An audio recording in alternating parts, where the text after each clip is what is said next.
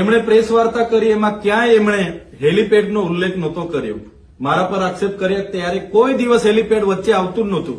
ત્યારે તો એમણે એવું કીધું હતું કે મને અને જિલ્લા પ્રમુખ નીલરાવને કલેક્ટર શ્રીએ બોલાવીને અમારી સમક્ષ રજૂઆત કરી હતી. એટલે મેં ક્યાં રજૂઆત કરી, કોણે કરી, કયું સ્થળ હતું એની વિષય જ નથી. વાત 75 લાખના તોડની છે અને હવે પાછું હેલીપેડ આવે છે. એટલે ક્યાં ને ક્યાંક આખી વાર્તા ઉભી કરાવવામાં આવે છે, આખું સ્ક્રિપ્ટ તૈયાર થાય છે અને કલેક્ટર શ્રી, કાર્યપાલક ઇજનેર પર સરકાર દ્વારા દબાણ કરવામાં આવ્યું. 2 દિવસ તો એવી માહિતી છે કે મનસુખભાઈએ પોતે ફોન કરીને કલેક્ટર સાથે મા બેનની ગાળો બોલી છે. એટલે કલેક્ટરે ડરીને આજે ફેરવી તોડ્યું છે અને 2 મોડાની વાત કરી છે. પણ કલેક્ટર સાહેબને કેમ છું, તમે નીડર રહો, અમે તમારી સાથે છે. તમે બંધારણીય પદ પર છો, નિડરતાથી નિષ્પક્ષ તમે નિવેદન કરો, અમે બેઠા છે.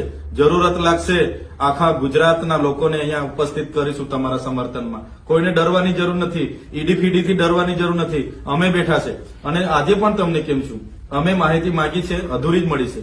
નહીં મળશે તો મારા અધિકાર પ્રમાણે 3જી વાર પણ હું જિલ્લા સંકલનમાં મૂકીશ.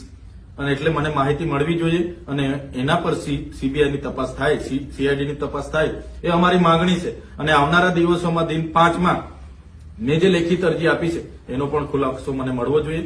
આ મારા શાક પર પડેલી જે દાગ છે એને મિટાવવા માટે ખૂબ ગંભીર બાબતોનો આરોપ છે, તો એનો ખુલાસો થવો જોઈએ. જો ખુલાસા નથી થતા, આવનારા દિવસોમાં મારા સમર્થકોના ફોન આવે છે.